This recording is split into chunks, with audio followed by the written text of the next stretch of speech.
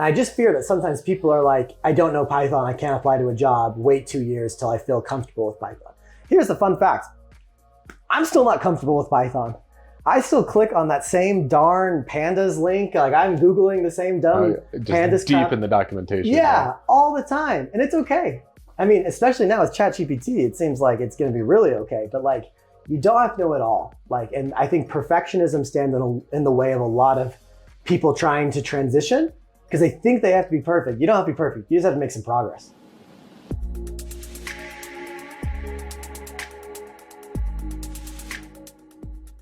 So Avery, thank you so much again for coming back on the Ken's Nearest Neighbors podcast.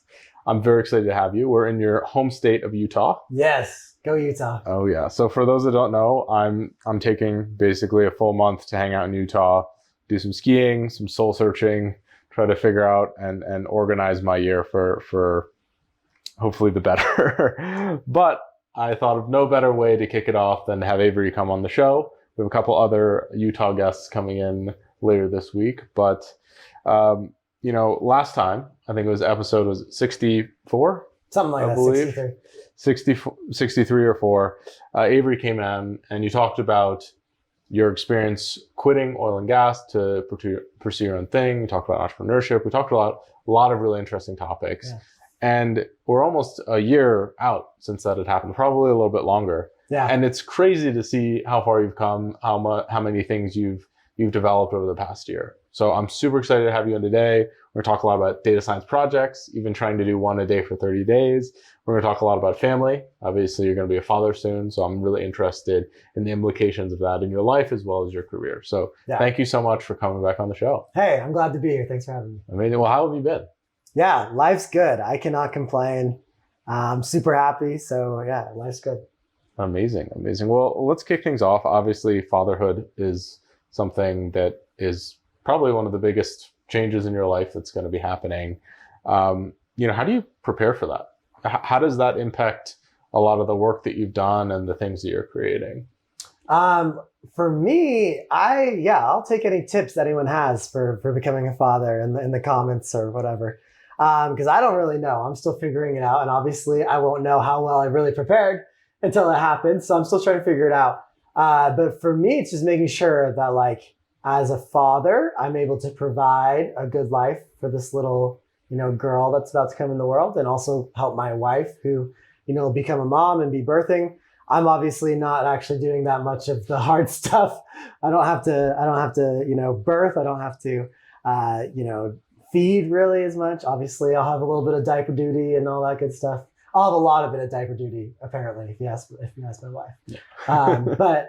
But like, I just want to make sure I can provide as much as I can for them. So I am focused on really, just how I can use data in my business and, help people learn data and help companies use data to make better decisions so that I can create a good life for them. I think that's really inspiring. It's also very interesting. You talk about how you're learning as you're going, right? Yeah. And obviously, I think having a child or having a family and those things are significantly more important than any of the like data stuff that we talk about. Sure. I mean, those things are relevant and useful in a lot of people's lives, but I think that there's something inherently special about family, especially about having your own child. But the way you described fatherhood is, I think, a lot of the way that many of us describe our careers, describe a lot of our things in our life, where we're just doing the best we can, trying to figure it out as we go. And there's nothing wrong with that. I think a lot of people believe that you really need to have everything figured out. You need to know exactly what to do.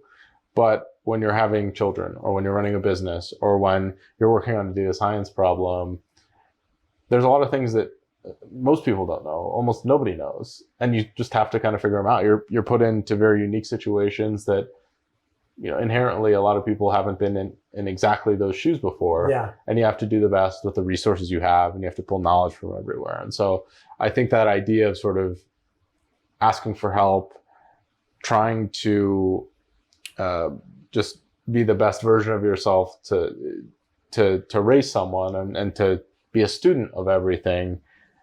I think that there's a lot of a cooler overarching message that suggests that approach is inherently how almost all life goes. Yeah. And it's almost a myth that people have it figured out, because almost everyone I've talked to who's really advanced in the data community or whatever it is, they're still figuring it out. Yeah. Right? They don't know when it's going to happen. And I think that it's kind of a fun, meaningful metaphor that also comes through in fatherhood. Yeah, for sure. If anyone knows that if there's a Stack Overflow for fatherhood, I'm interested because I'm definitely kind of winging it, just like I wing a lot of stuff in my life and data. And I should say that there's a healthy amount of winging it. Of course, I've read a couple books, taken a couple classes. We're gonna go to birthing classes and stuff like that. But there's still like a factor of you don't ever know what you're actually doing, even when you're doing it. So yeah, and that's something I really admire. I think the more you sort of wing it when the stakes are low, right? Like you can wing it in some of the classes. You can ask weird questions. You can sort of gain as much information and not worry about making stupid mistakes when you're in that scenario, right? It's like a data science project versus when you're working. You can make all the mistakes you want in a data science project. You can wing it as much as you want, and you get a tremendous amount of learning from that experience. But when it's the real time and you're actually having a child, you want to make as few of those mistakes as possible. It's still okay to. Yeah. I think every parent, my parents, I'm sure I will make plenty of mistakes as a parent. Yeah, me too. But it's important, in my opinion, to make those mistakes as often as possible when the stakes are low, and reduce the number of mistakes you have when the stakes are high, but learn from them as much as possible the whole process. Yeah, I agree. It's an iterative process, and just trying to do our best. That's kind of a theme. Is you can prepare all you can, but then at the time that it actually happens, you never actually know what's going to happen. So looking forward to that. I have 3 more months before I'm a dad. So what are you going to do in those 3 months? Anything special? Skydive. Just kidding. I'm just going to live my normal life. Go skiing a couple times. I don't know. I'm a big believer of like, and my wife and I have talked about this, that when the baby comes, it's not that our world changes. It's that hello, baby. This is our world. You can kind of get used to. I have a couple friends that like don't do anything now that they have this little, it's probably a 1.5-year-old baby, and like their whole life changed. And I think my wife and I have more of an opposite view of, well, baby, this is life, adapt to it. Of course, we'll have to adapt, less sleep, schedules, stuff like that. But at the same time, like I'm going to try to live my life pretty much the same way I'm living it now. I know it won't be the exact same, but I'm a big believer of, welcome to this, this is my life, and you're welcome to join us. Yeah, I think that's a fascinating way to look at it. I also think that there's some power that you've had over your own life. You've started to work for yourself. You've developed a lot of these things, and your life is a lot more suited for it already. Yeah, because over the last 3 years, 2 years, you've been able to build a life that someone else could fit into relatively easily. Yeah, that's super true. And I've also, like, it's not like I was like out partying and randomly having a kid. Like I've been married for 6 years. You've been preparing for it. Yeah. I own a house. I've owned a house for a while. Like I kind of built, my lifestyle's kind of been like that for a while. So amazing. We have a dog too, and she's basically my first daughter. So so you made all the worst mistakes. Yeah, exactly. We're ready for the kid now. That's great. So, there are a lot of parallels with raising a child, starting a business. I think that there's something fascinating with that connection. I'm interested, how has your data business grown over the last year? What are some of the things that you've learned? Yeah, it's been good. So I'm just celebrating the 2-year anniversary of my business, which is very exciting. And I've experimented with a lot of different things in the data world. When I first started, I was mostly like a freelancer and a consultant type of guy. So I was doing a lot of like contract work, a lot of idea generation for companies in terms of like how they could use analytics to improve their businesses and stuff like that. And I've pretty much completely morphed into helping people land their first data job. That's like what I spend 90% of my time on. I still have one pretty big consulting client, my favorite client to work with. But other than that, I spend all my time trying to help people land their first data job. But it's been awesome. I've learned a whole heck of a lot. I've helped a lot of people along the way, helped a lot of businesses. And really actually, like, once again, when I started, I was really just winging it. I was just trying to figure it out. And now I don't feel like I'm necessarily good at what I do yet, but I'm a lot better than I was. So I've seen a lot of improvement. Amazing. What are the biggest areas you've seen improvement in? What are some of the things that you've learned the most through this path? I think I've become better at, I mean, there's a lot of things, to be honest. Like project management is a big one for me. I was not very good at that. When I quit my data job, it's not like I was a manager. I was just a data scientist. I wasn't even a senior data scientist. So it's not like I had a ton of experience with like managing projects and managing people. So I think I've gotten better at that. I think I've gotten better at like knowing how to create content and like, provide messages that resonate with people and businesses to help them take proactive action. I think I've gotten better at that. And then I've also just think one thing that when I originally started, and this kind of personality is I'm kind of a lone wolf where I don't like, if there was always a group project, but you could choose to do it on your own, I was always doing it on my own. I just did not like doing group projects at all. And I realized that if you want to be successful in running a business, you really can't be as much of a lone wolf. You do need some other aspects of people. So I've gotten better at networking. I've gotten better at collaborating, hiring, stuff like that. Amazing. Very important skills. Some things that I'm learning as well. I love working with other people, but I almost always am like concerned that the quality of work is going to be different, or that they don't have the same vision and whatever it might be. And I've been very fortunate in the content community. I think a lot of the collaborative work is different, right? In data science, usually you start working together after the problem has been defined. But in content, you start working together as you're defining the problem. Sure. So there's this joint ownership over the actual idea as well as how the content's produced. And I think that makes it a lot easier to collaborate because you can tell that you both have like a shared purpose or shared vision about the thing. And I think that gets lost in a lot of more analytical or software engineering things. Like, hey, management says we need this. Someone else scopes it and you start working on it. And then there's essentially designed conflict because you might want to approach this in different ways because you're not coming from the same starting point. And so maybe that's a lesson for leadership, is having everyone involved in the actual ideation can make a lot more progress or can reduce the amount of conflict. That has been fascinating to me from a content perspective. Yeah, it's kind of interesting because like if you look at like a big, like I worked at ExxonMobil, really big organization, over 70,000 employees. You like the people who actually, I mean, of course, leadership as a bird's eye view, that I don't necessarily understand because once again, I haven't really been that much of a leader in like a big organization like Exxon. They have like one point of view, but also the people who actually know what's going on a day-to-day basis are kind of like the lower people on the chain. And they're the ones that can say, hey, this is a problem, or we need to figure out how to do this better. And they kind of pass it up to management, and it gets, passed up to, what's that called? Bigger management or upper management. Upper management. Thank you. I've already forgot all my corporate terms. Gooder management. I'm very proud of myself that I can't remember that. But upper management, and then they kind of brainstorm everything, and then they kind of like, oh yeah, we should do that, and then they kind of pass it back down. It's like a game of telephone. Yeah, sure. It's like it gets worse and worse, and they like morph it into something that the lower, or I don't want to say the lower people, but maybe the more individual contributors are like, that's not even really what I need exactly. It is really muffled in terms of who makes decisions and who actually does the stuff.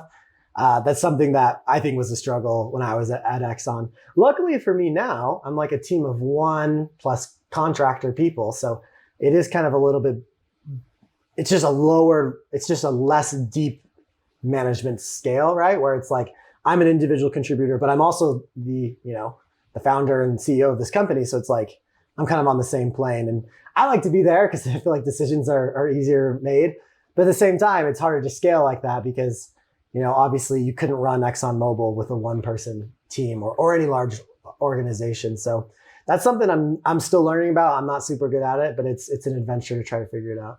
Yeah, I'm in the same boat. I've added more people to my like content team over time, whether it's a podcast, whether it's my YouTube channel, whether it's like repurposing content into blogs or whatever it might be. And you want to have oversight over all of it, especially if it's your brand. Yeah.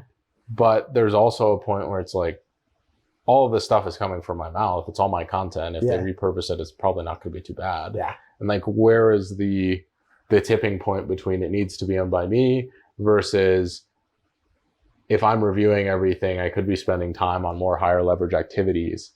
And to me, that's like so fascinating and complicated. It's like, well, how do I find the right people? How do I do this? How do I do that? And I've realized over time, I used to think I wanted to always lead data science teams, right? I wanted to manage people. And I realized over time that is not what I want. I like what I do now. As the head of data science at my company, I get to work on the strategy. I get to be involved in a lot of the work, but I don't really have to manage as many people anymore. And managing people is an unbelievably valuable skill. Yeah. But for me to really work on that skill and improve it, I don't know if it's worth the returns that I could get from investing in some of the other areas that I could sort of put my attribute points. So it's a very interesting thing, is that you don't necessarily have to decide, right? I'm going to manage people, I'm not going to manage people. But you have to think about what your aptitude is and what you're interested in, where you want to go. And, that might not be part of it. You might want to be an incredible individual contributor, which can pay even more dividends in some cases than being a great people manager. And that has been a little bit hard for me to swallow, because I'd like to think that I'm good with people. I'd like to think I'm good with having difficult conversations and managing relationships, but I'm probably not as good as I thought I was. I'm not either. I don't like it at all. So I'm not really interested in that, really. Amazing. Well, so from a learning perspective related to the people that you're serving, trying to land their first data job, what have you learned about that domain? Like, what are people missing? I've learned so freaking much, because it's actually really interesting. So now I'm like, I hate these terms. I just like to say that I help people land their first data job. That's what I like to say I do. But like I'm some sort of a coach or like an instructor, right? I don't really like those terms. But sometimes I wish I was like a fitness coach. Because like a fitness coach, you wake up, you eat healthy, you work out every day. That's kind of the plan. And you can repeat that every single day, right? In terms of like landing your first data job, you'll only really do that once. So it's interesting. So like maybe you do it a couple times, just depending on your domain and things like that. But like I maybe did it twice. Like I landed my first data job twice, but it's not like it's something like. How do you land your first data job twice? Yeah, that's my point, is like, you don't really, but like I landed my first data job. I was a chemical lab technician.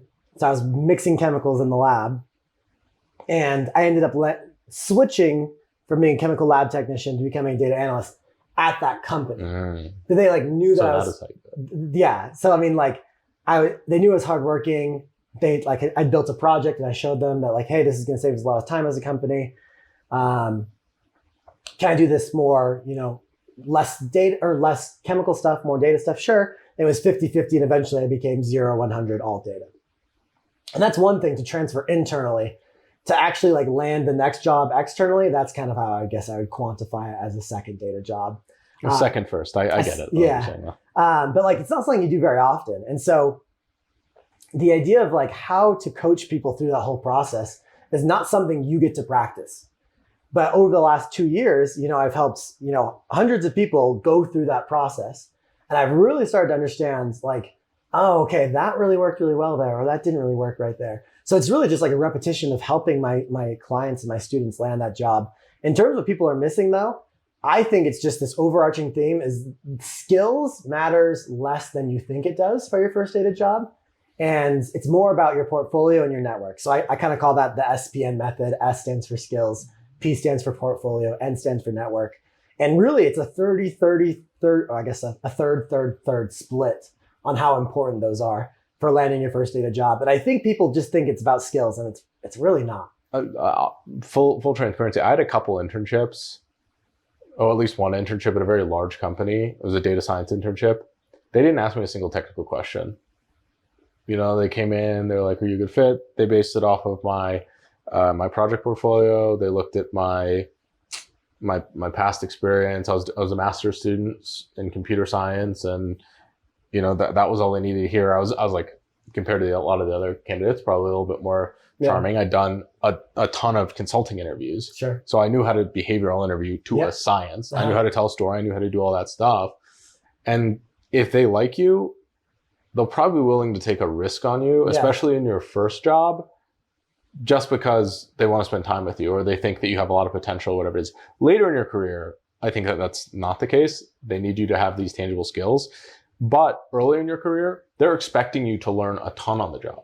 I don't know how many people that I've talked to that basically said what they learned in school, mainly for like software engineering, also for data science, like they barely used on their job at all. They learned a completely new set of skills. So if you're going to have to learn a new set of skills anyway, why wouldn't you be hiring someone that you think is really excited about learning, is going to pick things up quickly, is going to really put a good amount of effort into? And you can pick that up and you can learn that from looking at their project portfolio. You can learn that from talking with them. But are you really going to learn that from a coding interview question? Not necessarily, no.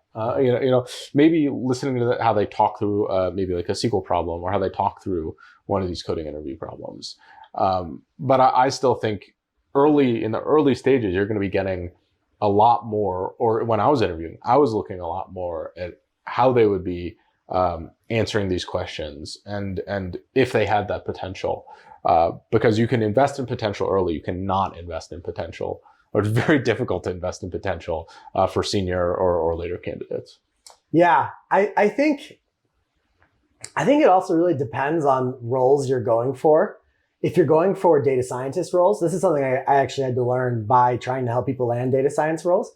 Landing your first data science role can be really difficult. It can be really hard. Landing your first data analyst role, actually a lot easier. So like you might need more skills to land a data science job, but if you're just trying to land a data analyst job, it actually, might be more about just who you know. And I also hate that phrase, it's not what you know, it's who you know. I like to rephrase it too. It's who you can know, because with the power of the internet nowadays, you could have a chance to reach out to nearly anyone on the planet, and at least expand your network that way. But yeah, it really depends on what type of jobs you're going for. So right now, my big niche is like helping people who necessarily aren't making the most money. Like I help a lot of teachers who are just done being teachers. They're done, being in the classroom from 7:30 to 5 p.m., done making $40,000 a year. Just want something that pays more, that's less stressful. And, we can go from 40,000 to landing a first data job at 80,000 in 3 months pretty easily with not that much skills. Like you still have to know skills. Like if you're breaking the data, Excel, SQL, Tableau, for me, those are like, you have to know those three. But you maybe shouldn't learn Python. You maybe shouldn't learn R. Like it's a big learning curve to learn those, and comparatively. And you might be better off waiting to learn those down the road if it makes sense to just land your first data job quickly, get your foot in the door, and then you can always go back and learn it later. So that's kind of what I've been focused on. It's like, what is the bare minimum to get someone their first data job? And it's been fun to figure it out. It's been interesting. I saw on LinkedIn there was like a little beef going on about, I think one of my friends, Deval Patel, he runs a Code Basics channel, and I think he has a course that I've heard good things about. And essentially, it's teaching you a lot of relevant skills for being a data analyst. So, it's Excel, Tableau, Power BI, SQL, Python, and it's a good generalist skill set. And someone else came out and they basically said that this is bad advertising. A lot of data analysts, they really only need like Excel. Or the majority of data analysts aren't even using Python. Yeah. Why would you learn it? And I probably generally side with Deval here, is that yes, like he's building you a skill set that will make you as desirable to as many people as possible, right? But on the other hand, if you're looking at landing a specific job, if you're very specific and know what you want in your job search, if you get like really good at Excel, or you get really good at one of or two of these tools and can use them together and solve a lot of problems, you still have a lot of opportunity. Oh yeah. Right. And the learning curve for getting incrementally better at Excel versus picking up an entirely new programming language like Python, or new to programming in general. Exactly. It might be too high. And right, like once you land the job, you can start learning those skills. And so it's all about how you want to allocate your time. Like I think it is definitely worth it to explore multiple skills when you're starting out. So what do you like? How do if you're in school in particular, taking a course that has a lot of breadth, I think is great. If you're trying to land a specific job in a certain time frame, I think it probably pays a little bit more to specialize and say, hey, like I'm a better candidate because I have this very unique skill set. You don't have to train me as much. I can come in and create value right away, even if you're not looking at those other skills at all. But again, that's to each and every person. And I do see kind of why there is some friction between those two ideologies of thought. It's hard because time is a big player in it, because I see so many people wanting to transfer into data, but it's taking them 1 or 2 years, maybe even longer, to do it. And if you have that time, great, then yeah, sure, you can learn Python. But my thesis is you don't have to wait that long. And I'd rather just get people foot in the door, because the hardest job you get is always the first one. Yeah.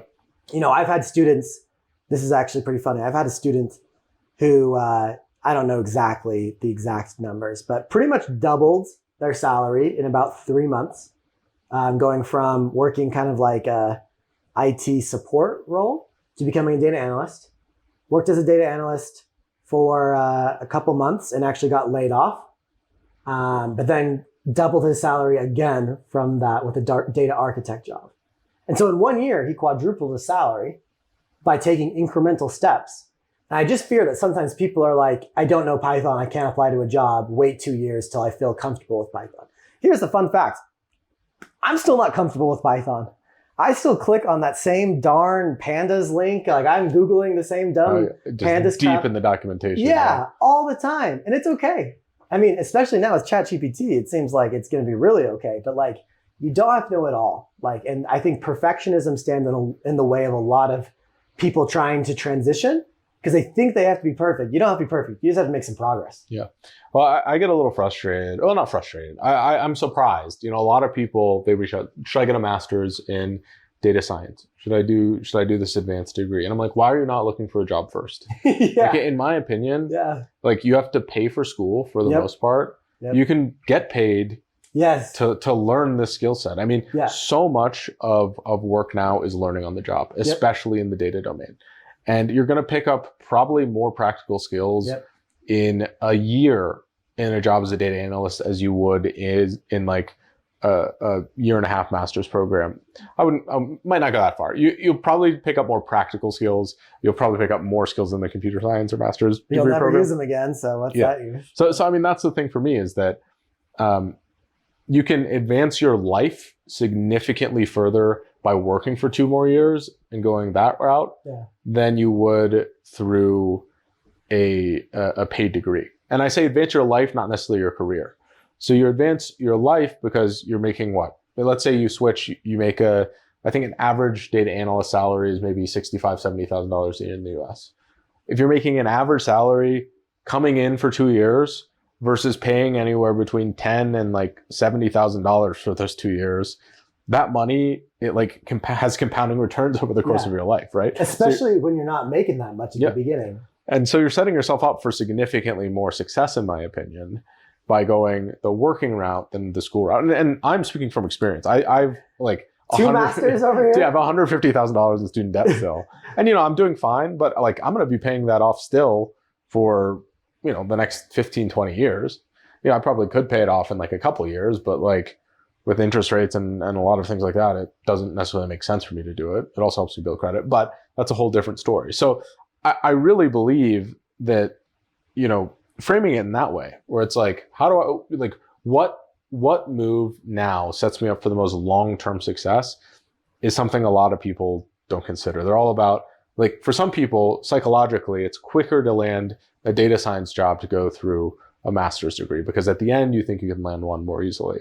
But I would argue that it's roughly about the same. You'll get more experience and you'll be ahead financially if you start working as a data analyst or a software engineer. Software engineering is still kind of hard to get into, but you don't need a college degree. You don't need any of these things. You just have to showcase that skill set and be able to interview well.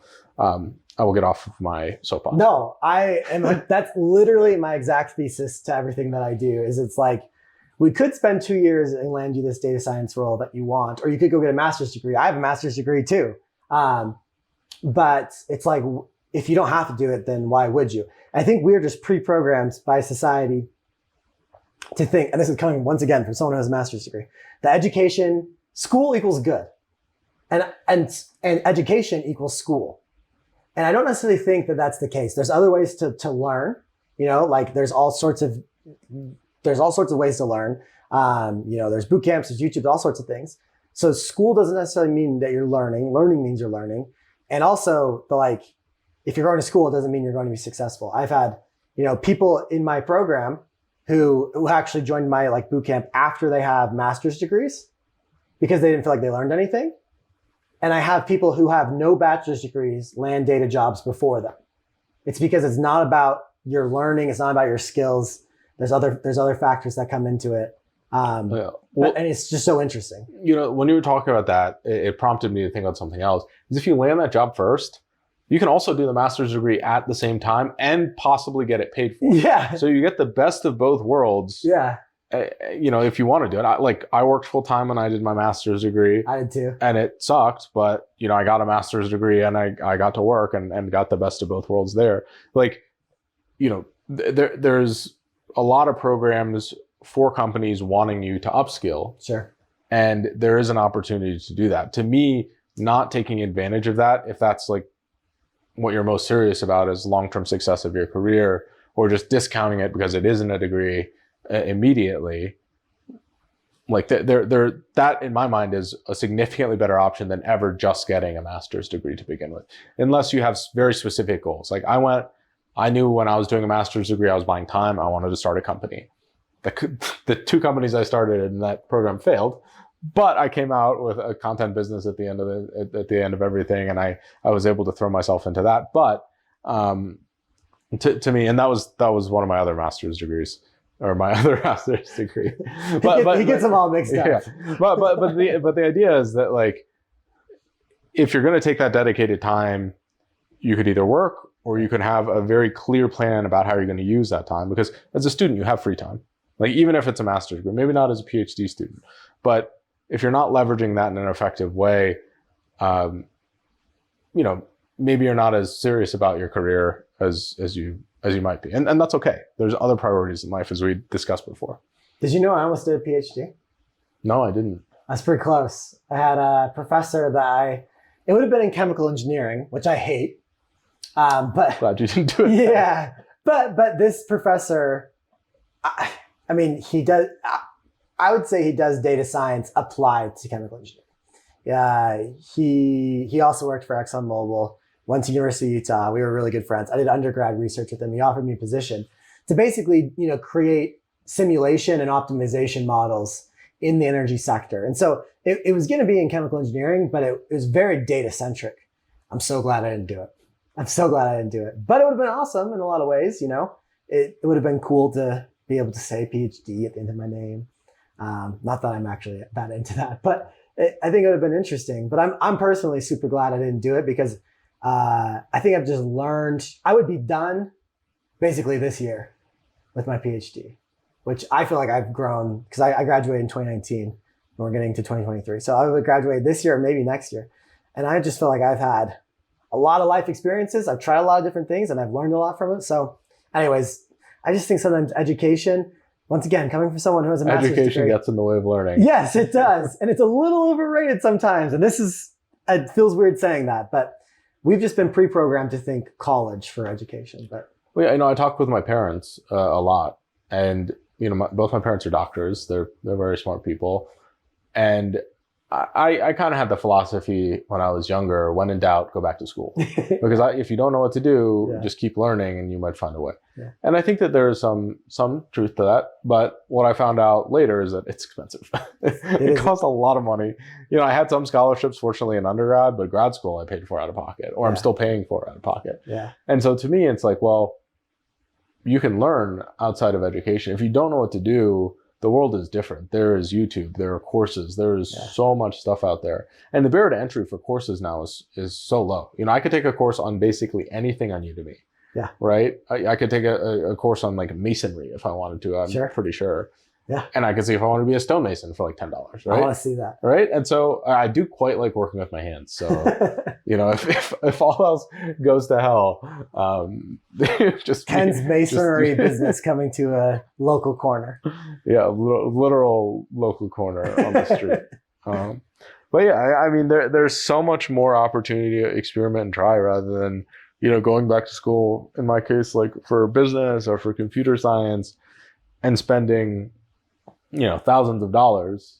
I could have known if I would have liked it in $10. Yeah. And to be fair, I did experiment a little bit. I like when on Code Academy, I really stuck with learning to code before I did those things, before I like pulled the trigger and said, Sure. I'm going back to do this. But you know, you can buy time in different ways than what I was approaching. Yeah. Yeah. Even when I did not pay as much as Ken did for my master's degree, I only paid about $15,000. And part of that was covered by my company. But even then, it's time. And $15,000 isn't nothing either. It's money. It's also time. I recently had a student who enrolled in my boot camp and my master's degree, the online master's of analytics from Georgia Tech, the same week. And she ended up dropping the master's degree and landed a 6-figure data job in like 3 months.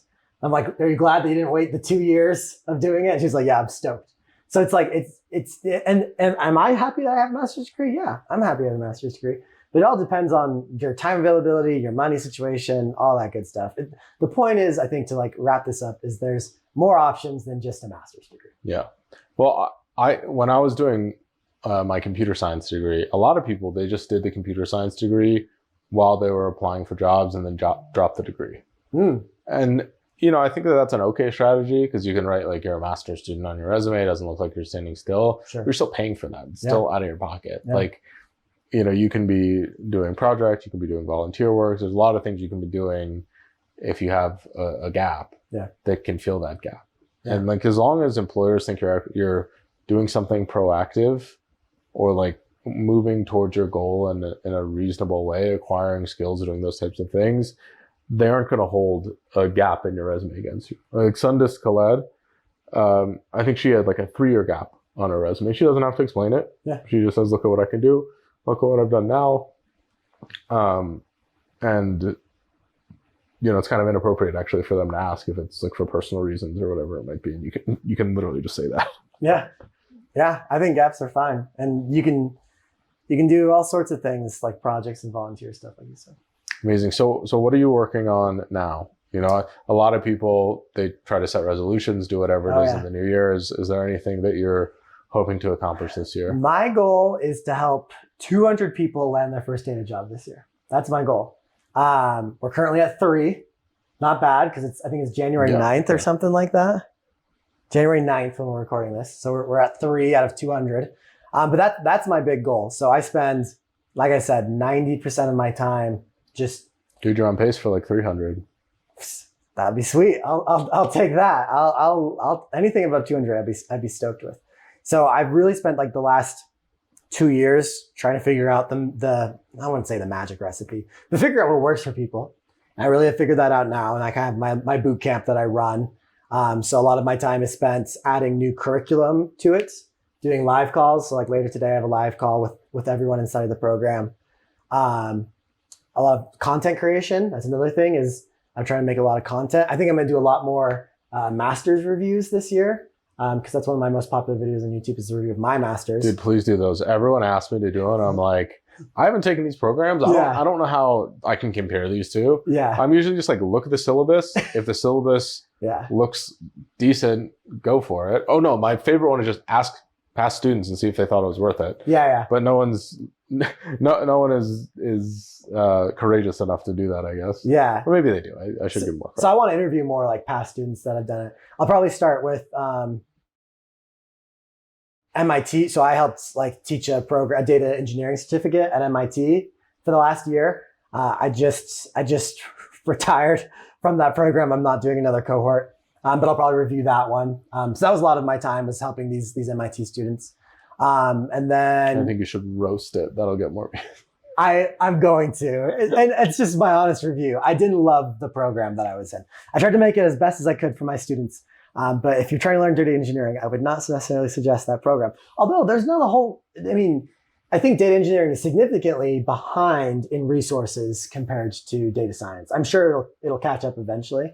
So there's not as many programs, but yeah. So I'm going to do YouTube videos. I'm going to do doing a podcast. Talking about how to land basically everything is just revolving around that goal of 200 people, help them land their first data job. That's the majority of my time spent. Amazing. I think that's a really nice unifying goal. And something I'm doing this year, I made a LinkedIn post about my 5 books that I wish I'd read earlier in my career. Mm. And the number one is always The One Thing. Like that book completely changed my life. I haven't read it. Oh, read it. I have a copy over here you can borrow. Absolutely. I'm going to make a YouTube video on the exact same thing. So I just need it for the thumbnail and then you can borrow it. I'll buy it. But the thing is that you have this unifying goal that everything else points to. Yep. Right? I think that it's really important to be able to abstract everything else away. And you can say basically everything you do over the course of the year, is this going to help this one thing that I am really targeted at? Yep. And is this one thing the most important thing that I do today targeted towards that object? I think that, say what you want about goal setting. I think that there is some controversy if like goals make you happy or not. But I will say that having purpose does make me happy, and you can point all of your goals towards purpose. Yeah. And by doing that, I think inherently goals can make you happy, as long as like the goal isn't the end of the road, sure. right? I think that that's where people get it twisted, is that that like, makes sense. Oh, I ran this marathon. I just wanted to run the marathon. There wasn't like, oh, I want to be as like healthy as long as I can. And it's not necessarily, there isn't like glue to that longer thing. So you just feel down after. I've been, so for those that don't know, I spent the last like a month reading self-help books and like trying to get ready for this year, put it in order, figure out and diagnose what I didn't do well this last year, because last year I reached like basically none of my goals. I like might have reached one. That's okay. So, I think that's fine. Well, no, I think that it is okay, right? I don't want it to happen again. Sure. And that's how I look at it. It's like, okay, I didn't hit the bar that I wanted to this past year. Like, that's the best learning opportunity I can have. Yeah. Like usually when something goes not great for me, I follow it up with unbelievable, unprecedented success. And that's what I am hopefully aiming to do this year. How do you stay accountable? Friends. Really? I also like personally enjoy setting high standards for myself and keeping to them. So I have in my office just this whiteboard that I write all the stuff I want to do. That's cool. Usually, and I should do it this year. I tried to do it last year and I just imploded and didn't do it effectively. Is I keep track every day I have like a checklist of habits. Yeah. It's like, did I do it today? Did I do it today? And I just check the boxes. And I was doing great, and then you travel, you do whatever for a week, and then you miss it for a week, and then it just bleeds out, and that's 100% what happened. And so I think there's two ways I could look at that, is that I just need to get back to it, or I have to be honest with myself and do something, create some sort of checklist or whatever it is that is more sustainable for me to actually do. Because I've also found that, I love habits, right? Yeah. But if you have habits or routines that take 6 hours every day, you're not going to get anything else done. And so it's this balancing act between like having habits and having the most important habits and also having time. So that's something I constantly wrestle with. Yeah. So it's something that's interesting, because I have lots of students that want to, set aggressive goals to learning data science and analytics. And it's been interesting to try. Part of my job is like what I do is like I provide a lot of content. Like I'll teach you, SQL, Python, all that good stuff. But then the other half is like I'm a coach, and that's maybe where I differ from just like a YouTube video. Is like I'm gonna blow my whistle at you guys and like tell you like, all right, time to do 20 push-ups, or like I have to, part of my role is I'm a motivator, and it's been interesting to try to like help people stay accountable to me, stay accountable to each other, stay accountable to themselves, and just like actually reach their goals. Because in my mind, like if you put in the effort, you'll reap the reward. But people struggle to find time for the effort. And I understand, because they're paying money. They're paying their own money. They're using their own time to do something they want to do. They have families, they have stuff going on.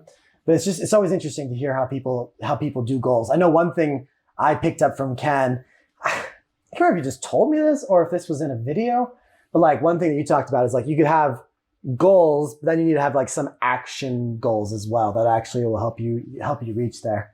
That's from this book, The 4 Disciplines of Execution. So you have like goals you want to achieve. Let's say I want to lose 20 pounds, right? But I want to lose 30. Can we make it 30? 30, sure. All right, thanks. Then you have process goals that you actually can check off every day. So you can go to the gym, you can put a big check mark. You can say I fasted until noon, if that's the approach you're taking. Check, right? And those are a scoreboard you can set for yourself and see every single day. So to me, there's goals that you want to attain that you don't have direct influence over. And then there's process steps that you do have direct influence over. And you should be pissed at yourself if you're not doing the process ones. Because that's what you control. Yeah, there's no excuses around the process ones. The bigger ones, like, I didn't lose those 30 pounds, like my metabolism or whatever it is. Like there's things that could physically happen. Like I got injured, I couldn't exercise as much as I planned. It wasn't feasible for me. I wasn't prepared to change my diet as much as I would have needed to still get there. Right? Legitimate, like perfectly reasonable excuse. If you're like, I got injured, but you can still do like the upper body bike. You can still do some yoga on the floor. You can still like move around. If you can do that, you can still check it off, right? And that is so powerful in my opinion. I just finished Atomic Habits. Have you read it? Yeah, great book. Okay, I feel like everyone's read it, but I'm just late to the game. But anyways, I feel like I learned a lot from that book. Actually, can I borrow it from a YouTube thumbnail? Yeah, sure. Okay, yeah, for sure. It's awesome. It's just the idea of like, and so, I'm constantly thinking, how do I serve these people in my program? And because I can't help them unless they put forth effort. I can't control people's effort. But one thing like I'm thinking about doing is just sending everyone one of these, I don't know if you've ever had one of these like habit sticker charts, where it's basically just like an image. It's like connect the dots kind of, but you're coloring the image with stickers, just like little circle stickers. And every time you do something, you put a sticker on the wall, and it's satisfying, and you're working towards an end goal, and you want to make the picture. Obviously you want to become a data scientist or a data analyst or whatever, but just like the secondary goal of like, I want to finish my sticker, I think actually is surprisingly powerful to the human like psyche of like, we like putting a sticker after we like checking the thing. I use a habit app where I get to like swipe and it throws confetti. Yeah. We love those types of rewards. Just trying to make more of that in like data learning. I think like Jerry Seinfeld was known for that. Yes. So he'd write a joke every day and he'd cross it out on his calendar. And that was like his big thing, is you just do that every day. Yep. And once you make the chain, then you don't want to break the chain. And it keeps you going. And I mean, that's where the 66 days of data came from. So it's like the average of the time it takes to ingrain that habit. 66 days. It's 100%. It came from, I was rereading the one thing. I was like, it's definitely from this book that I got this thing.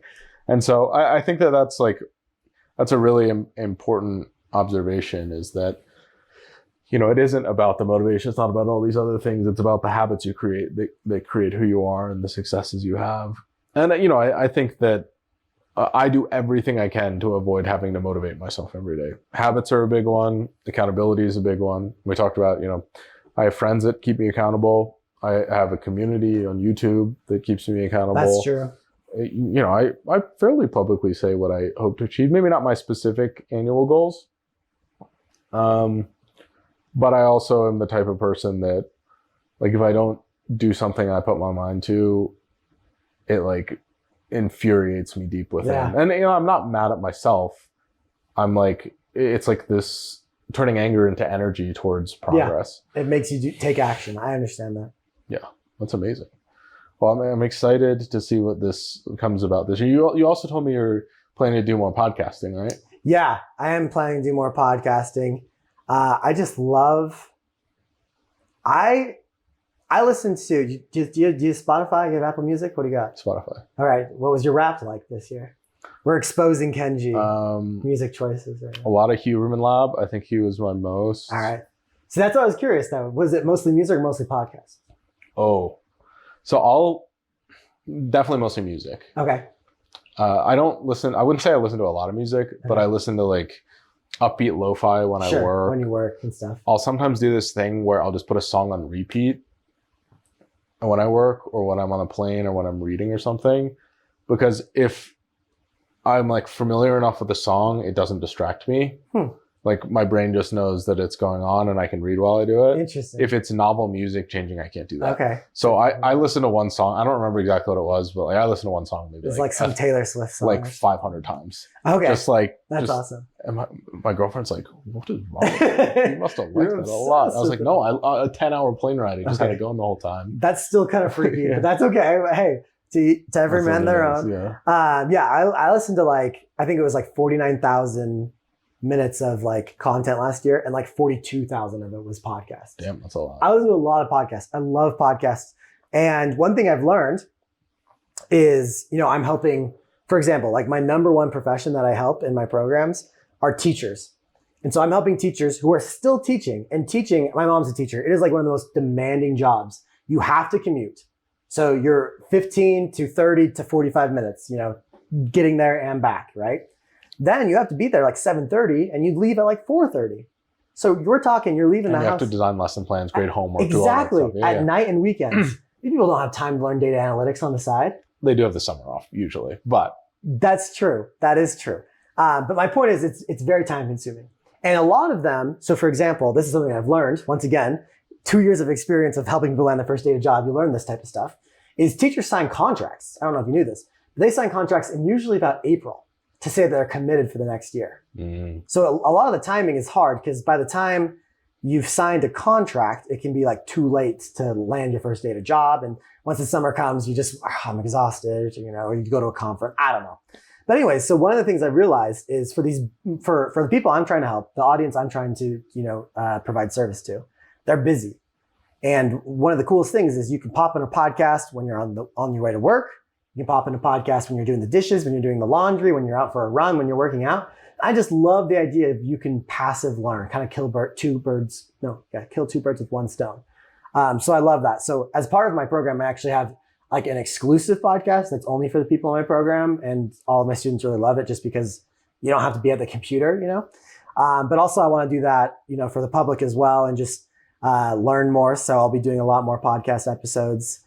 Maybe some YouTube videos. I did 30 YouTube videos in 30 days, 30 data science projects in 30 days. That kind of wiped me out. I was kind of tired after all of that. So did you actually do them all? Yes, I did them all.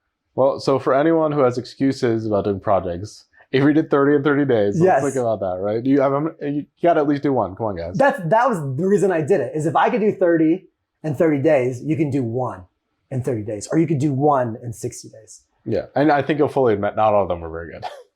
Yes, I think that's true. That like the quality of them definitely wavered. Some of them though, and this is also, if you guys go watch the series on YouTube, some of them though, are very high quality, but not because of me necessarily. Like one of the coolest things you can do with data science projects in my mind is take a project that's already been done and just add one twist to it. And then you can make it a whole new thing. So for example, I had a friend, Kyle Pastor, Data Stuff Plus on Instagram. He does like just fun data content. And he built this project that it was just a linear programming optimizer to find the most healthy menu at McDonald's. And so I just took his code and I turned it into a Streamlit app. So now everyone can use it. And like you can go to like, I can't remember the URL, but like mchealthyoptimizer.com and optimize your McDonald's healthy menu. Now it's kind of pointless because it's McDonald's, but the healthiest menu ends up being like a Diet Dr. Pepper, apples, like a salad, and like a thing of fries or something like that. It's not very interesting. But my point is like, that's actually a pretty cool project, but I I attributed and stuff like that, 85% of it. But my twist on it was novel because a Streamlit app is valuable. There's value in taking someone's work and making it accessible to, a multitude of people. And Kyle's my friend, so it's not like I was just randomly stealing it. Like I did it with permission and stuff. But well, I also think there's a difference. I was thinking a lot about this recently. I made a LinkedIn post about this, but there's a difference between your first project and like a project that you like to use to get a job. Sure. Right. In your first project, I think it's totally fine to copy someone else's and not make changes to it. Yeah. You go through, as long as you are going through line by line, coding it out yourself, trying to understand what's going on, and you're not like taking credit for it. Yeah. You're just doing it for the learning. I think that is like, that helps you learn the code. Yeah. And, again, if you're tinkering around, you're saying, okay, why does this work? I'm going to change the parameters. I'm going to do this and that. you're still getting the value of learning. Like projects are not just to show off, they're also to help you learn and build. And then the next step is you take that exact same project and you're like, oh, just what Avery said, I'm going to do this little twist. Yeah. And then maybe you say, oh, I'm going to change the data. I can use this exact same framework, the same modeling process, and create a different result, but with this new data or domain. And then from there, it's like, oh, you can kind of start improvising from there. You're never starting from completely blank canvas. No. Like even when I do a new project now, I have, past projects I've done where I have exploratory data analysis. I'll just like copy half the code in, plagiarizing myself, right? Like I'm not going to get mad at me. We did that when we built that NFT Streamlit app. We took code from another Streamlit app. Exactly. And so it's like, well, I mean, I would argue a lot of the data science I do is just plagiarizing myself. Art is theft. Yeah. Data is somewhat theft. Don't steal stuff. But definitely not okay to steal other people's things, but plagiarize from yourself as much as you want. And Stack Overflow. Yeah, Stack Overflow. It's hard to attribute on Stack Overflow, but if it's like a code snippet, like that's what it's there for. Yeah. So I think, if someone is stealing a whole project off of a Medium article or Kaggle and not giving any attribution, that's not good. We disapprove of that. Very aggressive problem. Amazing. I wanted to touch on one thing before we ended here. You were talking about teachers being busy, a lot of these people being busy. And I think that that's a fascinating concept. We all have the same number of hours in a day. Yep. And I went through this transformation maybe 3 years ago. And my girlfriend criticizes me for this quite heavily. Oh, I'm excited. But like, I don't really watch Netflix anymore. Boo. I don't really, I'll go to the gym. I do things that I think are really proactive. But I went through this phase where I was like, do I enjoy Netflix as much as I enjoy a career success? Yeah. Or do I enjoy Netflix as much as I enjoy learning about something? Yeah. And it's like, there are a lot of hours in the day where I'm spending time doing things that aren't necessarily targeted towards my goal. And if earlier in my career, I'm spending less time on Netflix and more time like pushing myself towards exactly what I want and doing like high leverage activities, then in the future, not that far in the future, I don't think you should be like putting all your eggs in now and working yourself to death so that when you're 60, you can retire. But if you're putting a little extra effort in now, which means your trajectory is already set off at a better pace, you can watch twice as much Netflix in 5 years and do a lot of these other things. I mean, you probably have more money in that case and you'd be able to travel more, do a lot of these other activities that I think are even more enriching than these types of things. And so I kind of took stock of what I was doing, and I'm sure teachers do this. They go home and they're like, man, I'm tired. It's so easy to just turn on the TV. It's hard for me to code. But I also know plenty is the same amount of people that get home from work, man, I'm tired, but I hate this and I like coding. Yeah. And I'm going to put this effort that I was doing to like just cool off into something that I'm like doing constructively and working towards. And I think a lot of what frustration is and a lot of what stress is us focusing explicitly on like things that we kind of have control over, but we're not doing anything about. So if you could be doing something, but you're not, and you're still worried about the problem, that creates a tremendous amount of stress. If you know that you could be doing something about something, like landing a data job or acquiring skills, and you're actually doing something about it, the majority of that stress goes away. And I'm just like very interested in that concept because I think culturally, we're like, oh, I need TV to relax. I need these other things to relax. I know a lot of people that find programming relaxing. And like, why don't you find programming relaxing? Like, can you trick yourself? Can you convince yourself?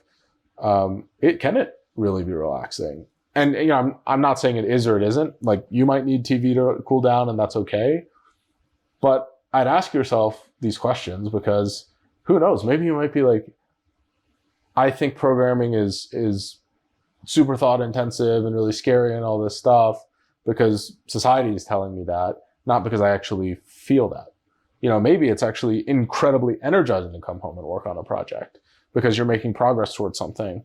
When a lot of the times we just naturally believe that that is not the case. Yeah, that's interesting. I don't know. I'd have to think about it and experiment. I mean, that's one of the things we talked about at the beginning is just experimenting, trial and error, winging it. And to be fair, I'm not a robot. I will like watch Netflix, I'll watch shows, but they're mostly with my girlfriend because we're spending like time together, not because I have this immense need to know what's going to happen in XYZ season. Yeah. I watch, I think for me, when I like need to turn off my brain, I try to work out, or I try to do a little combination. So I'll do like laundry and I'll watch Netflix while I do laundry. And I find that pretty useful for me. But it is really interesting because what you said is like, I'm tired. Everyone has, the same, however many hours in a week. And it's like, how do you use them? And one of the biggest things for me is like, how motivated am I? Because if I'm like suffering, comfort doesn't exist. So I'm willing to be uncomfortable a little bit longer so I can reach, a bigger comfort down the road.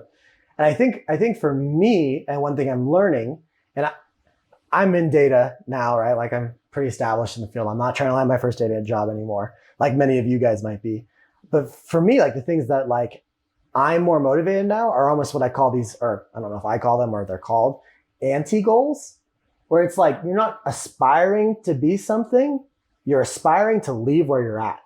I think that for me is more like, for instance, I need to lose 30 pounds and I can set a goal by the end of the year to, lose 30 pounds. But for me, my goal is I don't want to be where I'm at right now because I hate where I'm at right now. Like I'm so miserable. Okay, I'm not that miserable. Otherwise I would be like skinny, really skinny. But my point is like, I'm more motivated almost by where I'm at right now and not wanting to stay there than where I could be. It's like, I want to escape. That's fascinating because I've heard of anti-goals or like anti-vision in a very different way. Oh. So like anti-vision for me is I don't want to go to this place, right? Like one of my anti-visions is like, I don't want to be in a position, and I wrote down this whole list of things that I don't want in the future. Yeah. But like one of my biggest ones is I don't want to be in a position where I have to choose between my work and my family. Sure. Like that to me is one of the most important things. And there's like a financial element of that. Yeah. There's a time element of that. There's a lot of these things associated with it. And that is one of the most powerful motivating factors. I also don't want to be like, in the same way you'd like to lose weight. Like I don't ever want to feel like my body is like a prison for me. Sure. Like where I can't do things that I want because I'm not fit enough or I didn't take good enough care of myself or any of these types of things. And so it's interesting, like the present versus the future perspective. The present is probably more salient and compelling. For better or for worse, I'm like one of the most like happy people in the present. Yeah. Content. But I'm happy, but I'm not content. Oh. There's like a lack of contentment because I see the future that I want and the future that I don't want so clearly. Yeah. And it's like, oh, I'm not content because if I don't do anything, I'll end up in this bad future. And if I work towards the things I want, I'll end up in this good future that I'm envisioning. That's cool. So I think, like that's a really valid point of it, like envisioning the negative and letting it not overwhelm you, but kind of power you towards something. And as David Goggins will let you know, like the negative, it's a very powerful thing. The darkness is can really put a foot in your ass. Yeah, for sure. Can't hurt me, baby. Oh yeah, you read his new book? Never finished it? No, I haven't finished. I haven't. I'm listening to Can't Hurt Me on Audible right now, but gosh, that book never ends. It's very long. I'm listening. I just finished Never Finished. How is it? I finished it. Take that, David Goggins. It's really good. Okay. I like it as much as Can't Hurt Me. I like David Goggins a lot. I don't usually listen to audiobooks, but this one is good because of the podcasts. Like that. They do a good job. Amazing. But Avery, those are all the questions I had. Anything you want to plug? Anything you want to share about before we conclude? No, I think I'm good. Thanks for having me here. Excited to win 2023 together and help people learn data. Hell yeah, dude. Well, thank you for coming on, and I'll put all of Avery's links in the description below. Thanks, dude. Thank you.